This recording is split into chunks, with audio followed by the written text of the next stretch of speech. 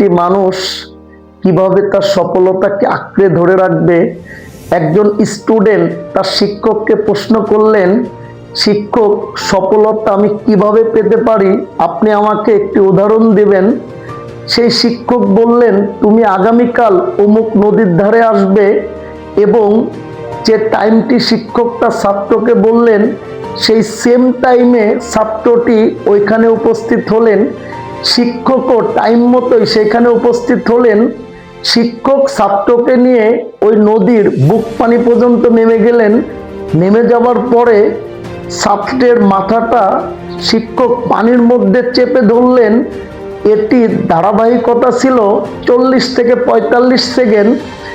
স্টুডেন্টের যখন দমটা বন্ধ হয়ে যাচ্ছিল পানির মধ্যে, তখন সে উপরে ওঠার জন্য প্রচন্ড প্রকার শক্তি প্রয়োগ করতে লাগলেন, নাড়াচাড়া করতে লাগলেন।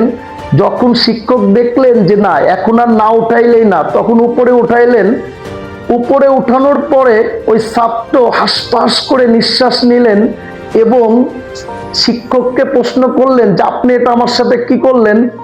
তখন ওই শিক্ষক ছাত্রকে জিজ্ঞাসা করলো, তুমি যখন পানির নিচে ছিলে মনে প্রাণে কোন জিনিসটা সবচেয়ে বেশি চেয়েছো? তখন ছাত্র বলল যে বাতাস। তাই শিক্ষক বললে, এটাই সফলতার রহস্য। তুমি যদি কোনো জিনিস মনে প্রাণে একাগ্র হয়ে চাও এবং ওইটার জন্যে তুমি যদি স্যাক্রিফাইস করতে রাজি থাকো, তাহলে ওইটা তুমি পাবে এবং ওই বিষয়ে তুমি সফল হবে।